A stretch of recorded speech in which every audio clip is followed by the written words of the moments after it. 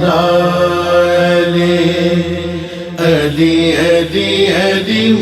ونسلم علی رسولہ الکریم اما بعد فاعوذ باللہ من الشیطان الرجیم بسم اللہ الرحمن الرحیم ام یحسدون الناس علی ما آتاہم اللہ من فضلہ صدق اللہ العظیم وصدق رسولہ النبی الکریم۔ اللہ سبحانہ و تعالیٰ کی توفیق سے امام نسائی رحمۃ اللہ علیہ کی کتاب خصائص علی علیہ السلام کا درس ابھی جاری ہے، اور حدیث طیر کے اوپر ہم گفتگو کر رہے ہیں۔ اس سے پہلے 2 ویڈیوز بنائی جا چکی ہیں حدیث طیر سے متعلق، اور پہلی ویڈیو کے اندر ہم نے ڈسکس کیا تھا حدیث طیر کی ان اسانید کو جو کہ صحیح یا حسن درجے کی ہیں، یا پھر جن کو ائمہ کرام نے صحیح یا حسن قرار دیا ہے، ان اسانید کو بیان کیا تھا، اور پھر اس کے متعلق بعض سوال موصول ہوئے تھے، ان کا تفصیلی جواب دیا تھا، خاص طور پر یحییٰ بن ابی کثیر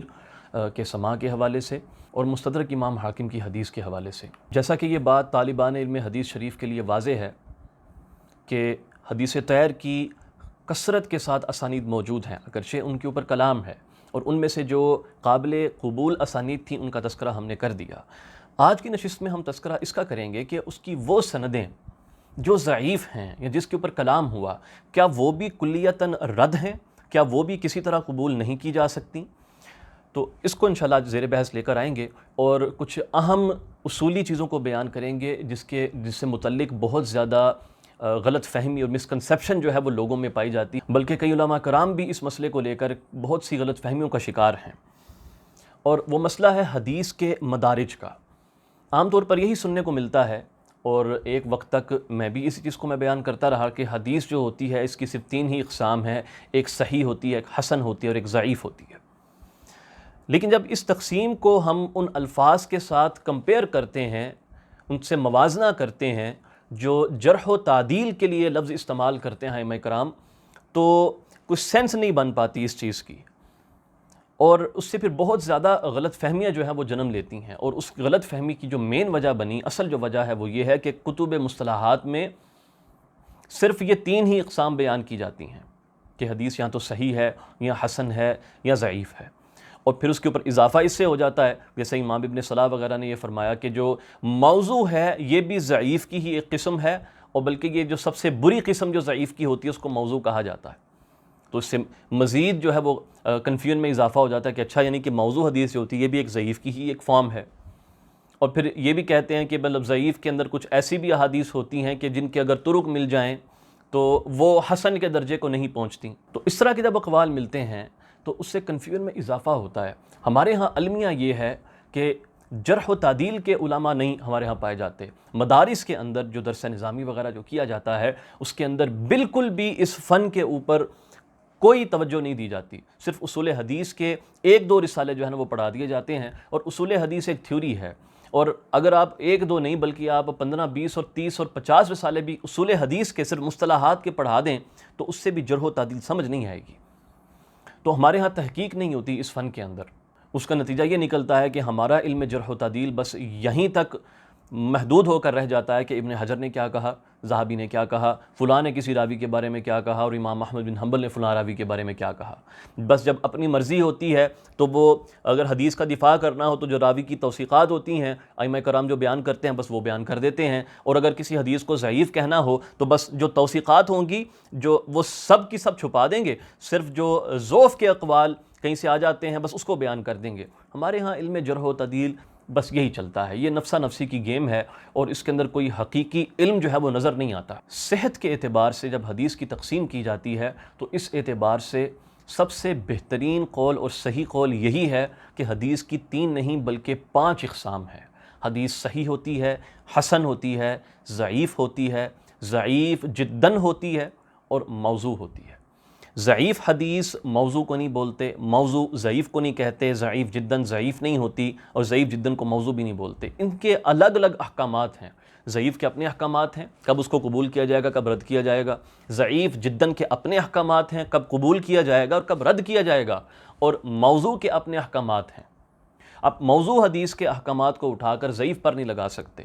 اب مصطلحات کی کتابوں سے ہی یہ کنفیوژن جو نکلی ہے، اور پھر ہمارے ہاں کچھ لوگ پائے جاتے ہیں جو یہ کہتے ہیں کہ بھئی ضعیف حدیث کو مطلقاً ترک کر دیا جائے گا، اس طرح کی اوپینینز رکھتے ہیں۔ اس کی وجہ صرف یہ ہے کہ وہ جب انہوں نے یہ پڑھ لیا کہ جو موضوع حدیث ہوتی ہے یہ بھی ضعیف کی ایک فارم ہوتی ہے، تو بس وہ پھر ضعیف کو اسی میں ڈال کے ترک کرتے چلے جاتے ہیں۔ حالانکہ یہ تحقیق کے خلاف ہے یہ قول۔ یہ 5 اقسام ہیں جو حدیث پاک کی سامنے آتی ہیں صحت کے اعتبار سے، اور یہ کہاں سے سامنے آتی ہیں؟ یہ کتب جرح و تعدیل سے سامنے آتی ہیں۔ ائمہ کرام کے ہاں لفظ ضعیف بھی استعمال ہوتا ہے، ضعیف جداً ایک مستقل اصطلاح کے طور پر استعمال ہوتا ہے، اور وہ موضوع کو بھی استعمال کرتے ہیں۔ یہ بڑی واضح ان کے اندر یہ چیز موجود ہے۔ اور جو الفاظ جرح و تعدیل بیان کیے جاتے ہیں، مراتب بیان کیے جاتے ہیں، جیسے ثقہ ثقہ ثبت، اور پھر اسی طرح ثقہ حافظ، پھر صدوق لہ اوہام، اور چلتے چلتے پھر منکر، اور پھر متروک، اور متہم، اور پھر کذاب۔ اور یہ جو مراتب جب بیان کیے جاتے ہیں، اگر آپ ان مراتب کو رکھیں 3 کی تقسیم کے ساتھ تو کوئی سینس ہی نہیں بنے گی، لیکن اگر آپ 5 کے ساتھ اس کو کمپیئر کریں گے تو یہ جو مراتب جرح و تعدیل ہیں یہ بالکل سمجھ آئیں گے، اور ان کی سینس بھی بنے گی، ان کے احکامات بھی واضح ہو جائیں گے۔ اس مقام پر آگے جانے سے پہلے میں یہ چیز واضح کرتا چلوں، اگر کوئی یہ کہے کہ آپ کے پاس کیا دلیل ہے کہ ضعیف اور موضوع کے درمیان بھی ایک قسم ہوتی ہے جو نہ ضعیف ہوتی ہے اور نہ ہی وہ موضوع ہوتی ہے، تو اس کا جواب یہ ہے کہ آپ امام ابن جوزی رحمۃ اللہ علیہ کی جو کتاب ہے العلل المتناہیہ، وہ اس کتاب کا موضوع ہی یہ ہے کہ وہ مرویات نہ تو وہ ضعیف ہیں اور نہ ہی وہ اس درجے کی ہیں کہ ان کو موضوع کہا جا سکے، تو پھر وہ کیا ہیں؟ الٹیمیٹلی پھر وہ ضعیف جداً بنتی ہیں۔ امام ابن الجوزی نے جو ان کے مطابق جو ضعیف جداً مرویات بنتی ہیں اس کے اندر جمع کیا ہے، تو اس ضعیف جداً کے موضوع پر تو ایک مکمل کتاب موجود ہے ہمارے پاس جس کو العلل المتناہیہ کہا جاتا ہے۔ تو یہ کتاب کا ہونا بھی اس چیز کی کافی دلیل ہے کہ یہ انڈرسٹینڈنگ ائمہ کرام کے ہاں موجود تھی۔ اب یہاں پر سوال پیدا ہوتا ہے کہ ضعیف جداً حدیث پھر کون سی حدیث ہوتی ہے اور اس کو ہم ضعیف سے کیسے الگ کر سکتے ہیں؟ اس کا جواب یہ ہے کہ ضعیف جداً وہ حدیث ہوتی ہے جس کی سند میں یا تو کوئی ایسا راوی ہو جو فحش غلطی کرنے والا ہو، یا کوئی ایسا راوی ہو جو متہم ہو، یا کوئی ایسا راوی ہو جو فاسق ہو۔ اور فاسق سے مراد یہاں پر بدعتی نہیں ہے جیسا کہ واضح ہے۔ تو اگر کسی سند میں ایسا راوی آ جائے جس میں ان تینوں میں سے کوئی ایک صفت پائی جاتی ہو تو اس کی روایت کو ضعیف جداً کہا جاتا ہے، اور اس کے لیے لفظ متروک بھی استعمال کیا جاتا ہے۔ اور اس میں ہم متروک سے مراد کذاب نہیں لے رہے، جیسے کہ بعض ائمہ کرام نے متروک کو بمعنی کذاب بھی استعمال کیا ہے، یہ امام دارقطنی وغیرہ کے کلام میں بہت واضح ملتا ہے۔ ہم متروک سے مراد وہ راوی لے رہے ہیں جس کے اندر وہ صفات پائی جائیں جس کا ہم نے تذکرہ کیا۔ اب معاملہ یہ ہے کہ مصطلحات کی کتابوں میں یہ چیز ملتی ہے، وہ کہتے ہیں کہ بھئی اگر راوی متروک ہو یا متہم ہو تو اس کو مطابعت اور شواہد فائدہ نہیں دیتے، اور اس کی جو روایت ہوتی ہے یہ حسن کے درجے پر نہیں پہنچتی، اور یعنی جو جس بھی مرتبے پر وہ ہے وہ اس سے اوپر والے مرتبے پر وہ روایت نہیں جاتی۔ جس طرح حسن کے طرق مل جائیں تو وہ صحیح ہو جاتی ہے، ضعیف کے طرق مل جائیں، اور ضعیف سے مراد مثال کے طور پر لے لیں جس میں کوئی انقطاع ہو یا راوی مستور ہو، اس طرح اگر اس سے مراد یہ لے لی جائے تو کہتے ہیں اگر اس کے طرق مل جائیں تو وہ حسن ہو جاتی ہے۔ اس کے نیچے اگر ضعیف جداً روایت ہے، موضوع کو ہم زیر بحث نہیں لا رہے، اس کو مکس نہیں کرنا، موضوع کی بات نہیں کر رہے، ضعیف جداً اگر روایت ہو اور اس کے اگر طرق مل جائیں تو بعض لوگ یہ گمان کرتے ہیں کہ اس کا کثرت طرق ہونا اس کو کوئی فائدہ نہیں دیتا۔ میں یہ بتاتا چلوں کہ یہ ائمہ کرام کے عمل کے خلاف ہے، اور اس چیز کو انہوں نے باقاعدہ اپنی مصطلحات کی کتابوں میں بھی ڈسکس کیا ہے۔ پتہ نہیں کیسے لوگوں کی نظر سے یہ چیز چھپی رہ جاتی ہے کہ اتنا واضح ان کے کلام میں یہ چیز موجود ہے۔ اور میں یہ بھی بتاتا چلوں کہ ابھی جو چیزیں میں بیان کر رہا ہوں یہ اگر آپ کتابوں کو کور ٹو کور پڑھیں گے تو تب جا کر یہ چیزیں آپ کو ملیں گی، تب جا کر آپ کو چیزیں سمجھ آئیں گی۔ ہم بات کو شروع کرتے ہیں امام جلال الدین سیوطی رحمۃ اللہ علیہ کے ایک قول سے، بہت انٹرسٹنگ قول ہے، آپ نے وہ بیان کیا۔ آپ فرماتے ہیں اپنی تعقبات کے اندر جو آپ نے موضوعات کے اوپر لکھی ہے اس کے اندر آپ فرماتے ہیں کہ المتروک والمنکر، متروک اور منکر، فرماتے ہیں اگر اس کے طرق کثیر ہو جائیں، زیادہ طرق ہو جائیں، اذا تعددت طرق ہو، کثیر اور تعدد میں فرق ہے، اس کو آگے جا کے واضح کرتے ہیں، اگر اس کے طرق مل جائیں فرماتے ہیں کہ یہ روایت ضعیف کے درجے پر چلی جاتی ہے۔ یعنی ضعیف جداً حدیث کے اگر طرق مل جائیں تو وہ ضعیف جداً حدیث ضعیف کے درجے پر چلی جاتی ہے، ضعیف کے درجے پر چلی جاتی ہے۔ آگے فرماتے ہیں کہ بلکہ وہ تو کبھی کبھی ایسا بھی ہوتا ہے کہ وہ حسن کے درجے پر بھی جا سکتی ہے۔ یہ جملہ سنیے، ضعیف جداً حدیث کے طرق مل جائیں تو وہ حسن کے درجے پر بھی جا سکتی ہے۔ بس اب ہم اس کلام کی شرح کریں گے۔ جہاں پر یہ ذہن میں سوال پیدا ہو سکتا ہے نا کہ یہ کیسے ممکن ہے، ہم تو یہ سنتے آئے ہیں کہ جو ضعیف جداً حدیث ہوتی ہے یہ کبھی بھی اوپر نہیں جاتی، اور امام سیوطی فرما رہے ہیں کہ نہ صرف یہ ضعیف کے درجے پر چلی جاتی ہے بلکہ یہ تو حسن بھی ہو جایا کرتی ہے، تو یہ کیسے ہوتا ہے؟ اس کے متعلق امام ابن حجر عسقلانی رحمۃ اللہ علیہ نے گفتگو فرمائی ہے اپنی کتاب الامتاع بالاربعین کے اندر۔ جو حدیث ہے نبی کریم صلی اللہ علیہ وسلم نے فرمایا کہ جس نے 40 احادیث کو حفظ کیا، من حافظ علی امتی 40 حدیثا الی آخر، وہ جو روایت ہے اس کے متعلق آپ بہت تفصیلی گفتگو کرتے ہیں۔ آپ فرماتے ہیں کہ حافظ سلفی نے اس کی تصحیح کی ہے، پھر آپ لمبا کلام ذکر کرتے ہیں اور اس کا جواب بھی دیتے ہیں کہ سلفی کی آپ اس کو نہیں مانتے، کہ جو سلفی نے اس کی تصحیح کی ہے اس کو قبول نہیں کرتے، اور آپ فرماتے ہیں کہ امام منذری نے فرمایا کہ ایسا لگتا ہے کہ سلفی کے نزدیک معاملہ ایسا تھا کہ حدیث ضعیف حدیث جیسی بھی ہو اگر اس کے طرق مل جائیں تو اس میں قوت آ جاتی ہے، یعنی کہ وہ حسن اور صحیح کے درجے پر وہ چیز چلی جاتی ہے۔ تو یہ امام منذری نے فرمایا کہ حافظ سلفی جو تھے ایسا لگتا ہے کہ ان کا مشرب یہ تھا۔ اب یہ معاملہ بعض لوگ یہ سمجھتے ہیں کہ یہ صرف ابن حجر کی اوپینین ہے جو آگے میں بیان کرنا چاہ رہا ہوں، نہیں، بلکہ اس کلام سے واضح ہوا کہ یہ حافظ سلفی کے زمانے سے یہ چیز موجود ہے، ان کے کلام میں یہ چیز چل رہی ہے۔ اس کے اوپر امام ابن حجر عسقلانی رحمۃ اللہ علیہ فرماتے ہیں، جواب دیتے ہیں اس کا، وہ فرماتے ہیں کہ اگرچہ اس کے طرق بہت زیادہ ہیں لیکن کیونکہ ہر طرق پہ کلام موجود ہے، اس کے اندر منکر اور جو ہیں وہ ضعیف جداً طرق ہیں اس کے تمام فرماتے ہیں کہ لیکن اس کے باوجود یہ حدیث جو ہے یہ مرتبہ ضعف سے باہر نہیں نکلتی، طرق موجود ہیں لیکن مرتبہ ضعف سے یعنی ضعیف ہی رہتی ہے۔ آگے فرماتے ہیں کہ کیونکہ اگر حدیث کے کثیر طرق ہوں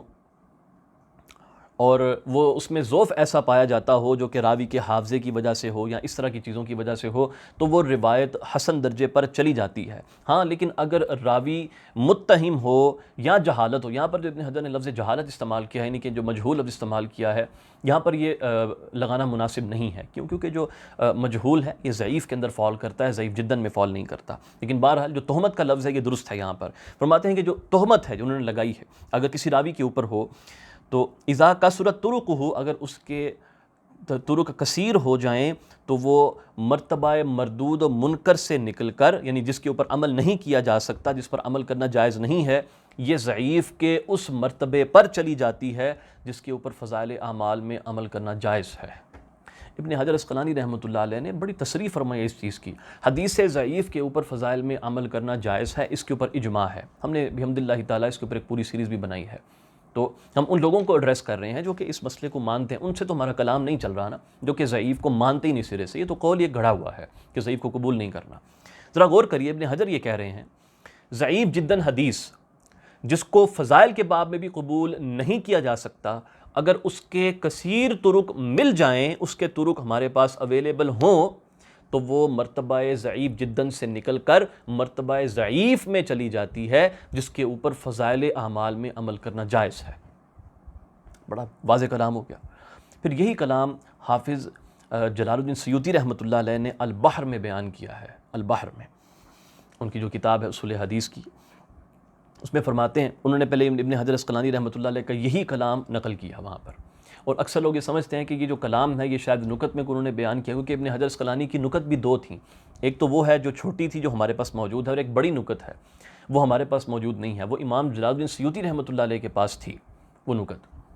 اور دوسری آپ کی جو اصول حدیث کی جو کتب ہیں، نزہۃ النظر ہے، نخبۃ الفکر ہے، تو اس کے اندر یہ کلام نہیں ملتا اس حوالے سے۔ ہاں لیکن آپ نے وہاں پر اپنی اصول حدیث کی کتابوں میں اس پر کلام نہیں کیا، آپ نے جس کتاب میں کلام کیا ہے وہ اصول حدیث کی کتاب ہی نہیں ہے، اس لیے جیسے میں نے ذکر کیا کہ جب تک آپ کور ٹو کور کتابوں کو نہیں پڑھیں گے یہ معاملات نہیں کھلتے۔ پھر ایک اور مقام پر امام سیوطی رحمۃ اللہ علیہ جا کر لکھتے ہیں، امام ابن حجر عسقلانی کا ہی قول ایک بیان فرماتے ہیں کہ وہ ضعیف جو تدلیس کی وجہ سے جس میں ضعف ہو یا جہالت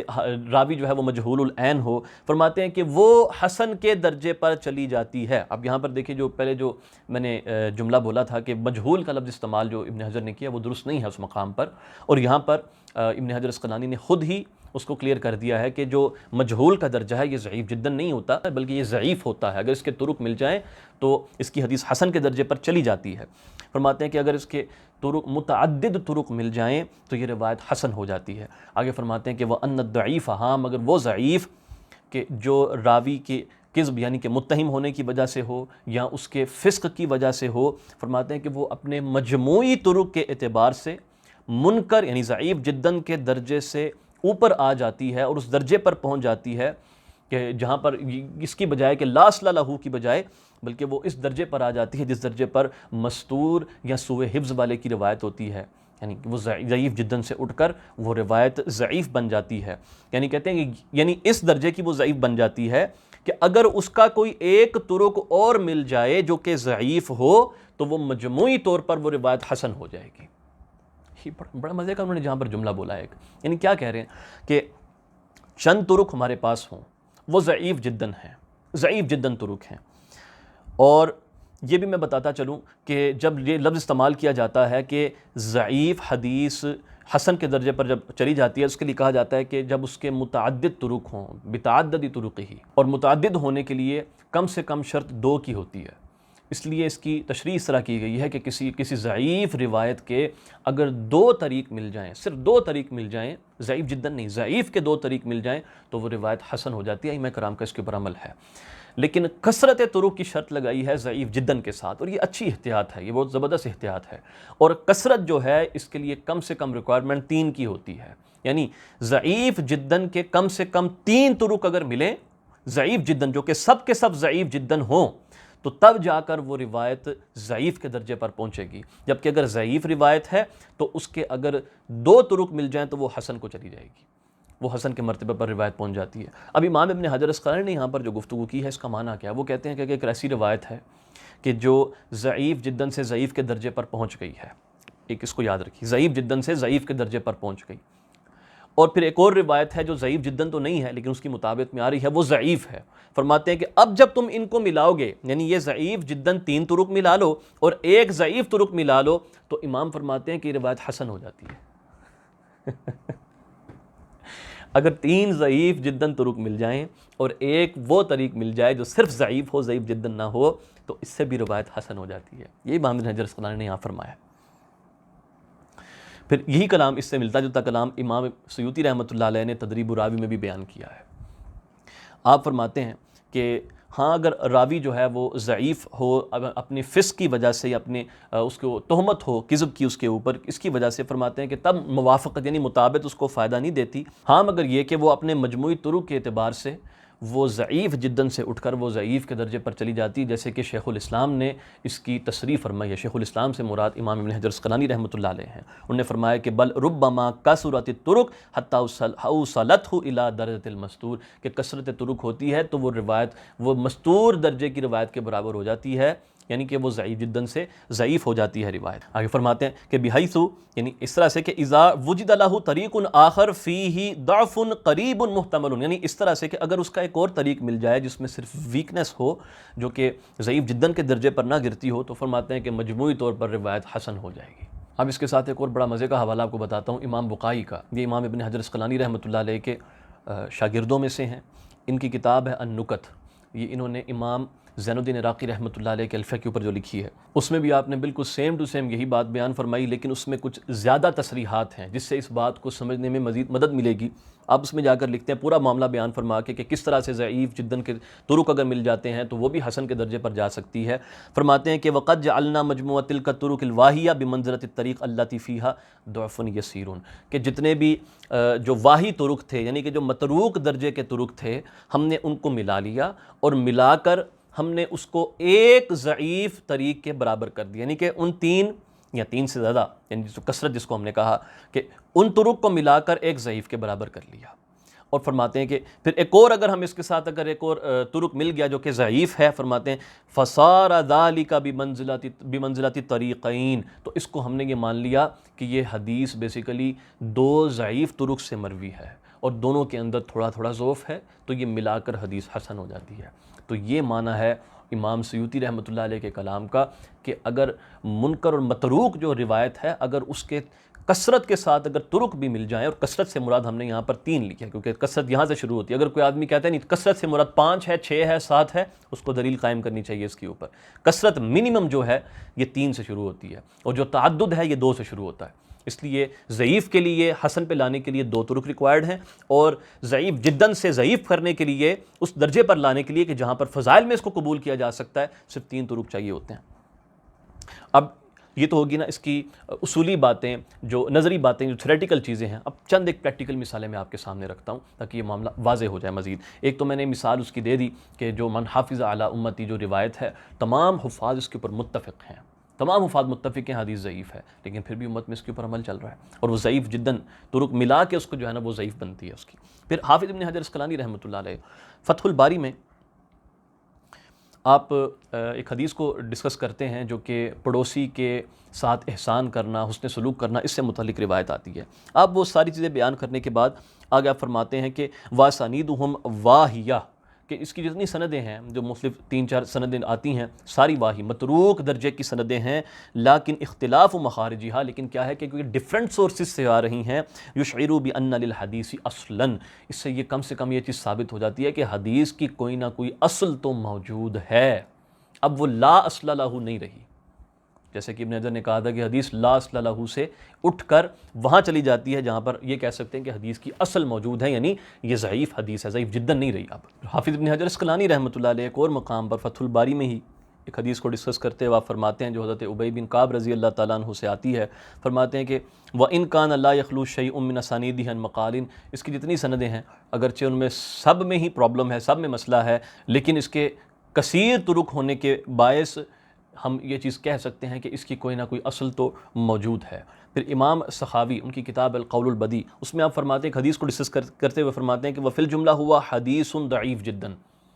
یہ حدیث ہے حدیث ضعیف جداً، یہ ضعیف جداً حدیث ہے، ہاں لیکن یہ کہ اس کو فضائل اعمال میں قبول کیا جائے گا کیونکہ یہ موضوع نہیں ہے. امام سخاوی کا کلام ہے. پھر امام سخاوی ہی کی ایک کتاب ہے، اس کا نام ہے ارتیاح الاکباد، اور میں نے سنا ہے کہ یہ پبلش ہو چکی ہے، لیکن میرے پاس مجھے صرف اس کا مخطوطہ ہی مل سکا ہے. اور ہمارے شیخ احمد معبد عبد الکریم انہوں نے اس کا تذکرہ کیا تھا اس حوالے کا کہ امام سخاوی رحمۃ اللہ علیہ نے پریکٹیکلی اس قاعدے کو اس میں بہت اپلائی کیا ہے اس حدیث کے اندر، اس کتاب کے اندر، کہ ضعیف جداً جو روایت ہوتی ہے اگر اس کے طرق جمع ہو جائیں تو یہ بھی ایک دوسرے کو تقویت دیتے ہیں، ایسا نہیں ہے کہ تقویت نہیں دیتے. اس میں حافظ سخاوی رحمۃ اللہ علیہ ایک حدیث کا ذکر کرتے ہوئے فرماتے ہیں کہ اس کو ابن ابی دنیا نے بیان کیا بسند ضعیف جداً، ضعیف جداً سند کے ساتھ بیان کیا. اور پھر تھوڑا سا کلام کرتے ہوئے ایک اور یعنی کہ اس کے ساتھ ملاتے ہوئے اسی باب میں مختلف روایت کو ذکر کرتے ہیں کہ مبرد نے اس کو سند واہ کے ساتھ بیان کیا ہے، یعنی دوسری سند بھی جو ہے نا اس کی وہ متروک ہی ہے. اور آخر میں جا کے آپ کمنٹ یہ فرماتے ہیں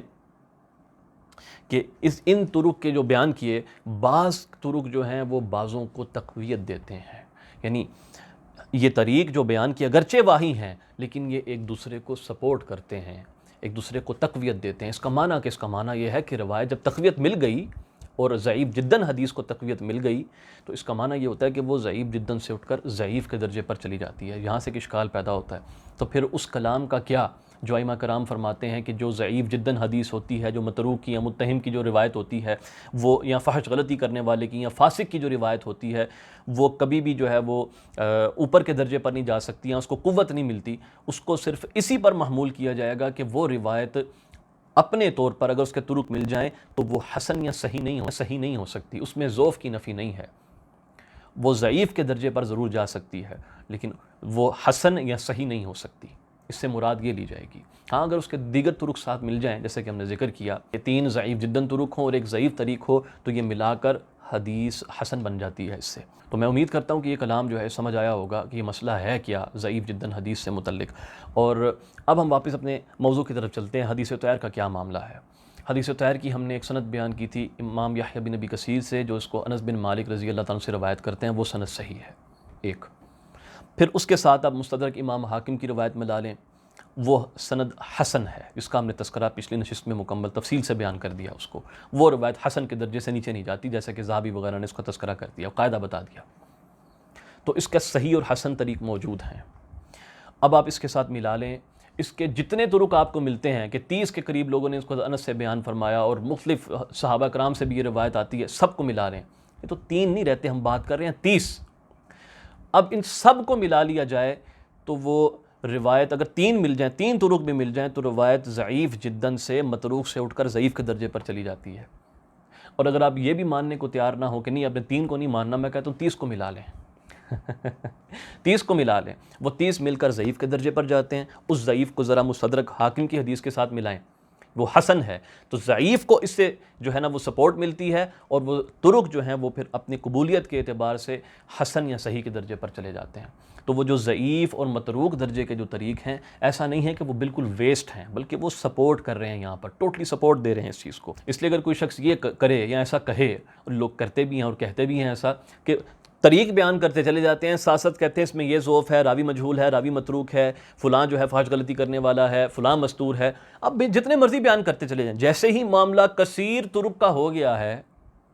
تو روایت تو ویسے ہی حسن کے درجے پر چلی گئی۔ اب آپ جو مرضی زور لگا لیں، جیسا مرضی آپ جو ہے نا ضعف نکال لیں اس کے اندر سے، ہاں الا یہ کہ جو کذاب راوی نہ ہو اس کو تو آپ کاؤنٹ نہیں کر سکتے، جو کذاب نہیں ہے اس کے علاوہ سارے کے سارے طرق ملا کے جو مرضی ضعف نکالتے پھریں، روایت حسن کے درجے پر چلی جاتی ہے، اس سے نیچے نہیں آتی۔ اب اس کے آخر میں امام احمد بن صدیق الغماری رحمۃ اللہ علیہ کا میں کلام یہاں پر پیش کروں گا، اور حافظ احمد بن صدیق الغماری رحمۃ اللہ علیہ کی کتب کو میں روایت کرتا ہوں۔ الشیخ المحدث العلامہ عبد المنعم بن عبد العزیز الغماری سے، جو کہ صاحبزادے ہیں امام عبد العزیز الغماری کے، جو ذهبی العصر تھے، اور جو بھائی ہیں، چھوٹے بھائی ہیں امام احمد بن صدیق الغماری کے، اور وہ اس کو بیان کرتے ہیں اپنے بھائی امام احمد بن صدیق الغماری سے اس کو بیان کرتے ہیں۔ تو بحمد اللہ تعالیٰ امام احمد غماری تک یہ میری ڈائریکٹ چین ہے، 2 واسطوں سے، پیور غماری فیملی کی وہ سند ہے بحمد اللہ تعالیٰ، کہ امام احمد غماری، اس کے اوپر آپ نے یہ فرمایا ہے، ان کی کتاب ہے جنۃ العطار، اس میں آپ فرماتے ہیں کہ جو ناسبی حفاظ تھے انہوں نے اس کے اوپر اپنا اتفاق کر لیا ہوا تھا کہ جو حدیث طویر ہے یہ باطل ہے، بس انہوں نے یہ جو ہے نا بس یہ بات اس کے اوپر آ گئی سب کی، اور بلکہ انہوں نے تو راویوں کو اس کے اوپر ضعف کا حکم بھی لگانا شروع کر دیا، صرف اس بنا پر کہ یہ حدیث طویر کا راوی ہے، اس کے علاوہ کچھ بھی نہیں ہے ان لوگوں کے پاس، صرف یہ وجہ ہے کہ اس نے حدیث طویر بیان کر دی ہے۔ اور فرماتے ہیں پھر جو بھی طرق آتا اس کے اوپر بس جرا کرتے چلے جاتے ہیں۔ پھر انہوں نے ذہبی کا تذکرہ کیا، اور آخر میں جا کے آپ ایک جملہ بولتے ہیں، فرماتے ہیں کہ اگر حدیث طویر صحیح نہیں ہے تو دنیا میں کوئی صحیح حدیث اپنا وجود نہیں رکھتی، اور نہ ہی متواتر کا کوئی وجود رہتا ہے۔ اور امام احمد بن صدیق الغماری رحمۃ اللہ علیہ کے اس کلام میں وزن ہے، کیونکہ اس کی اتنی ساری اسانید ہیں، اگر اتنی ساری اسانید ہوں جس کے اندر صحیح درجے کی بھی ہیں، حسن بھی ہیں، اور ضعیف بھی ہیں، اور اس کے ضعیف جداً بھی ہیں، اگر یہ سب اسانید مل کر بھی حدیث صحیح نہیں ہوتی تو واقعتاً دنیا میں پھر کوئی حدیث صحیح سند کے اعتبار سے اپنا وجود رکھ ہی نہیں سکتی۔ میں آپ سب کو یہ ریکمینڈ کرتا ہوں، جو لوگ طالب علم ہیں حدیث شریف کے، آپ امام احمد بن صدیق الغماری کی، امام عبداللہ غماری کی اور امام عبدالعزیز الغماری کی کتب کا کثرت کے ساتھ مطالعہ کریں، کثرت کے ساتھ اس کا مطالعہ کریں، آپ کو یہ فن سمجھ آئے گا۔ آپ کو ان کی 100 باتوں سے اختلاف ہو سکتا ہے، لیکن ان کے صنعت حدیث کے اندر جو ان کی مہارت ہے اور وہ جو کمال رکھتے ہیں،